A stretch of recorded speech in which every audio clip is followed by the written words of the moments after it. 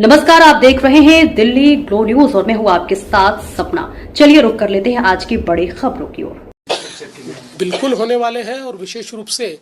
हम जो तीसरी मुंबई तैयार कर रहे हैं उस तीसरी मुंबई के लिए बहुत बड़े पैमाने पर हम लोग निवेश देख रहे हैं, क्योंकि आज स्पेशली जो इंटरनेशनल फंड्स है वो फंड्स भारत की ओर निवेश के लिए एक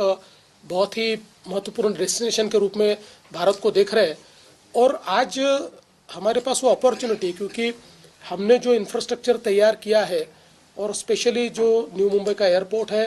हमारा अटल सेतु है और बाकी जो इंफ्रास्ट्रक्चर तैयार किया है उससे एक बहुत बड़ा अर्बन एग्लोमरेशन तैयार हो रहा है। मतलब मैं अगर कहूँ तो करीब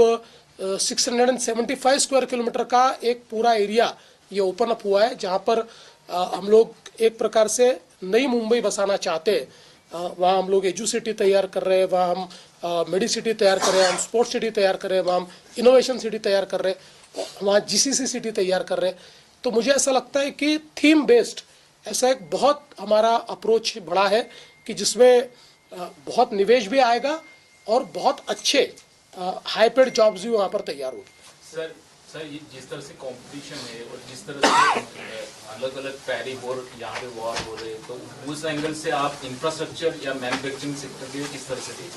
देखिए, पहली बात तो अगर आप बात करेंगे कि अलग अलग जो भारत के स्टेट्स हैं तो उसमें मुझे ऐसा लगता है कि बहुत हेल्दी कंपटीशन है और कोई भी यहाँ पर आकर अगर सक्सेसफुल होता है तो हमारे लिए वो बहुत हर्ष की बात है, क्योंकि अल्टीमेटली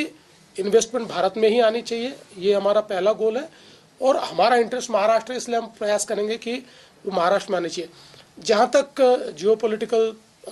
परिस्थितियों का सवाल है या जो भी टैरिफ की सारी बात है, तो इसके ऊपर हमने पहले ही पॉलिसी तैयार कर ली है। उस पॉलिसी के इंटरवेंशन के साथ हम लोग आगे बढ़ रहे हैं। तो मुझे ऐसा लगता है कि अभी जब हमारे जो इन्वेस्टमेंट के फिगर्स जो सामने आए हैं या पिछले साल का हम देख रहे हैं, या एफडीआई भी अभी जो 2 क्वार्टर्स के रिजल्ट आए हैं उसमें महाराष्ट्र नंबर 1 है। तो मुझे लगता है कि हमारी पॉलिसीज कहीं ना कहीं काम कर रही है। ठीक है, टैरिफ का एक अपना अलग विषय है जिसके ऊपर कुछ इंडस्ट्रीज को जो प्रॉब्लम है उसको भी हम लोग मदद कर रहे हैं, पर ओवरऑल मैं नहीं मानता कि उसका ऐसा कोई असर है कि जिससे इन्वेस्टमेंट पूरी रुकी हुई है।